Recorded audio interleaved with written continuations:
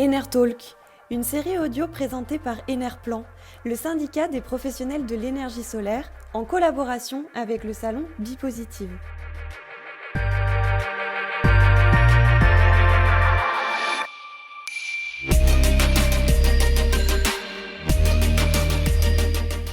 2020, année singulière, une année confinée, une année télétravaillée, une année masquée, mais une année pour évoluer. Lutte contre le changement climatique, indépendance énergétique et réduction des importations d'énergie fossile, mais aussi nouvelle croissance économique et nouveaux emplois, tels sont les enjeux de la transition énergétique. À travers leur engagement, la richesse et la diversité de leurs innovations et leurs projets, les professionnels de l'énergie solaire sont en pointe dans ce mouvement. À l'occasion de la 3e université de l'autoconsommation photovoltaïque qui se déroule cette année les 10 et 11 septembre, selon un concept unique, 100% en ligne, 100% gratuit pour les participants, nous sommes allés à la rencontre d'expériences d'autoconsommation très inspirantes. Enertalk, une série audio présentée par Enerplan en collaboration avec Bipositive, le salon professionnel de la transition énergétique des bâtiments et des territoires à Lyon, du 2 au 4 mars 2021. Dans ce 3e épisode, je vous emmène à Perpignan à la rencontre d'une entreprise pionnière de l'autoconsommation et de la blockchain, c'est Texol. Elle est à l'initiative du projet Mobelsol qui a pour ambition de faire en sorte que l'électricité qui alimente les véhicules électriques provienne le plus possible d'une source photovoltaïque locale. Rencontre avec Alexandra Baille, elle est chargée de développement au sein de Texol. Bonjour Alexandra Baille. Bonjour Yann Laurent. Alors, est-ce que le soleil brille sur les panneaux solaires de Perpignan en cette fin d'été ? Bien sûr, quelle question. Eh ben, justement, des panneaux solaires, on va en parler, puisque je vais vous demander de nous présenter ce projet Mobelsol, dont la genèse était d'apporter une dimension locale à la mobilité électrique, c'est ça ? Oui, absolument.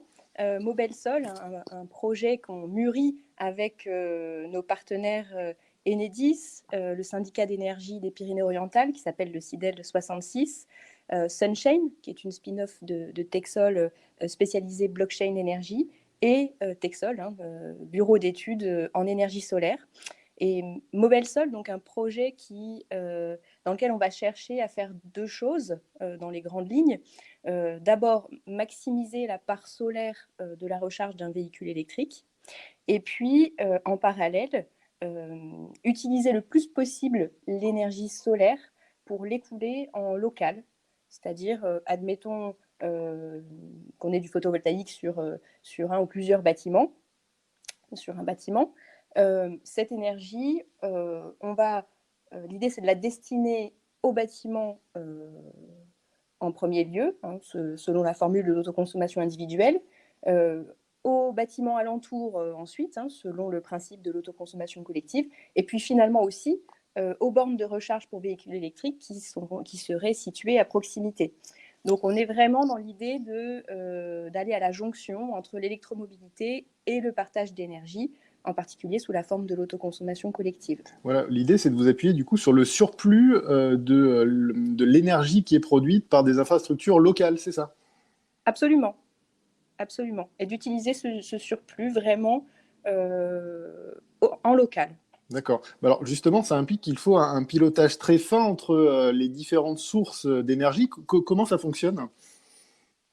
Alors, on va mettre en place, parmi les différents cas d'usage de ce projet, un système de gestion intelligente de la recharge pour faire en sorte que, selon les heures de la journée, selon différents critères, différentes conditions, eh bien, ce soit le solaire qui serve à la recharge au maximum des véhicules électriques qui se présenteront aux bornes. Alors, d'ailleurs, aux bornes notamment du réseau Reveo, qui est le réseau des bornes ouvertes au public du CIDEL et de ses homologues syndicats d'énergie dans la région Occitanie.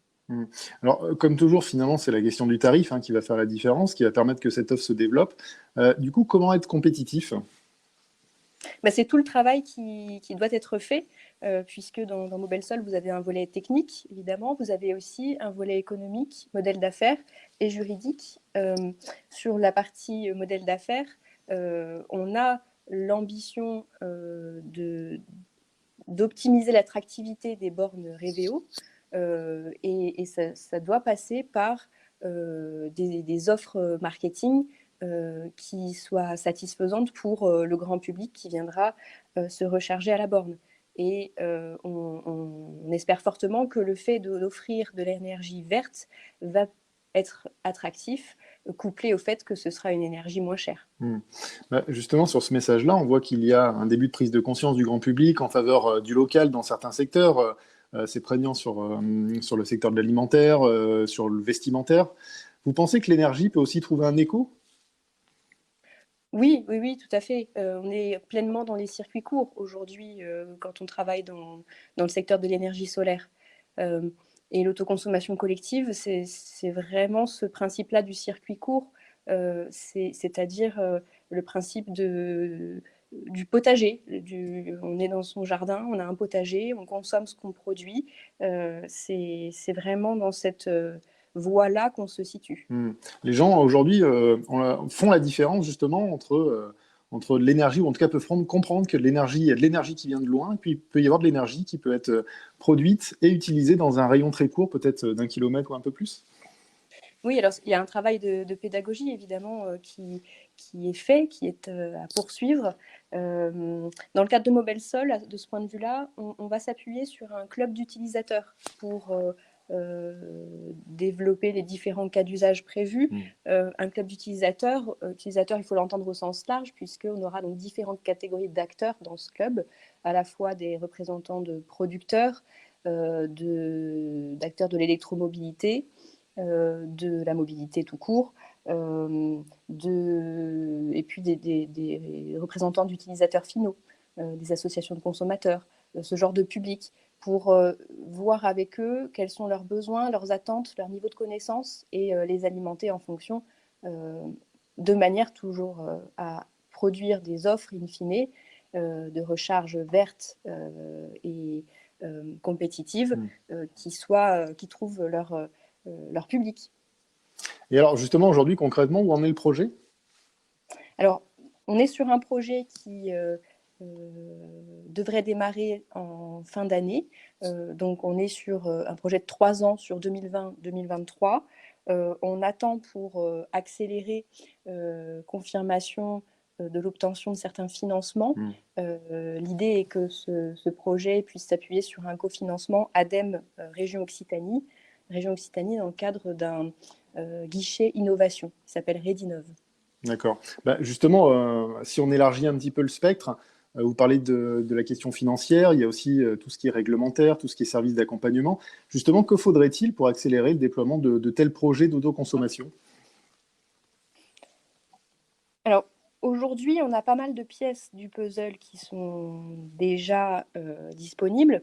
Avec notre partenaire Enedis, on va optimiser ce qu'on peut faire dans le cadre réglementaire existant de l'autoconsommation collective, c'est-à-dire, par exemple, offrir la possibilité aux producteurs de fournir leur production à des consommateurs de manière dégroupée.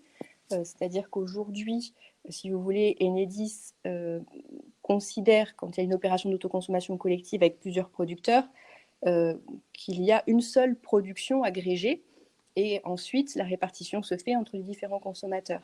Nous, en partenariat avec Enedis, on souhaite tendre vers la possibilité pour chaque producteur de déterminer ses prix et de répartir entre certains consommateurs l'énergie produite.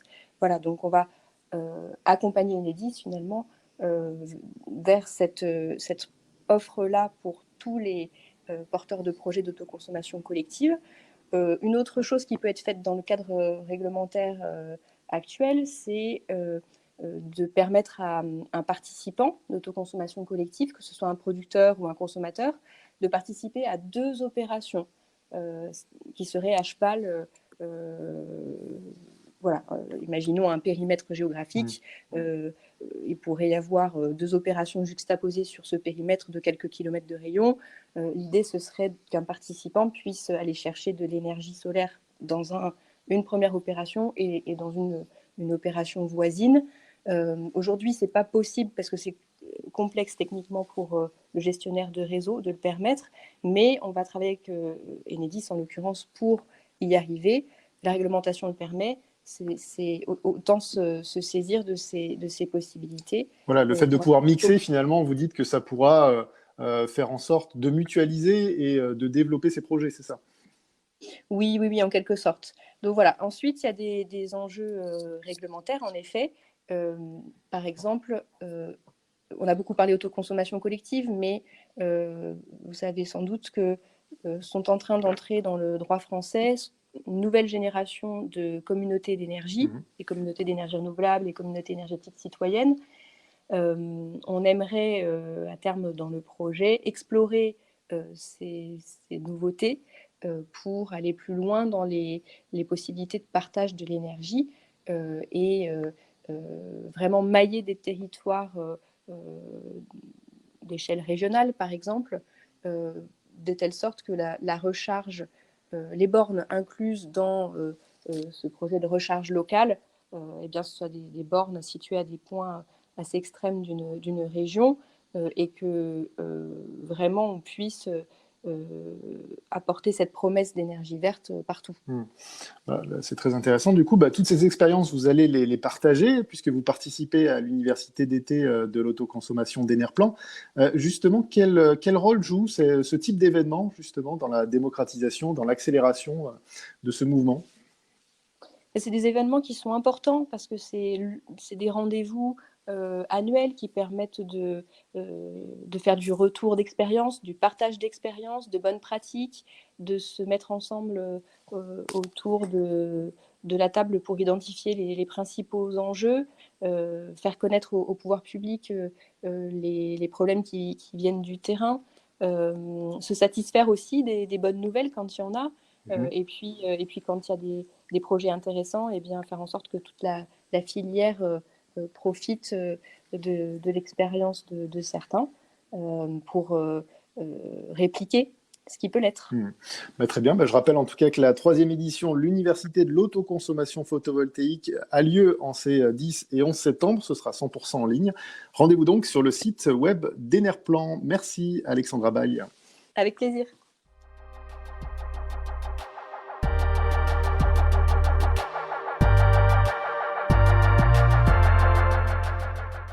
Enertalk, une série audio à l'occasion de la 3e université d'été de l'autoconsommation organisée par Enerplan.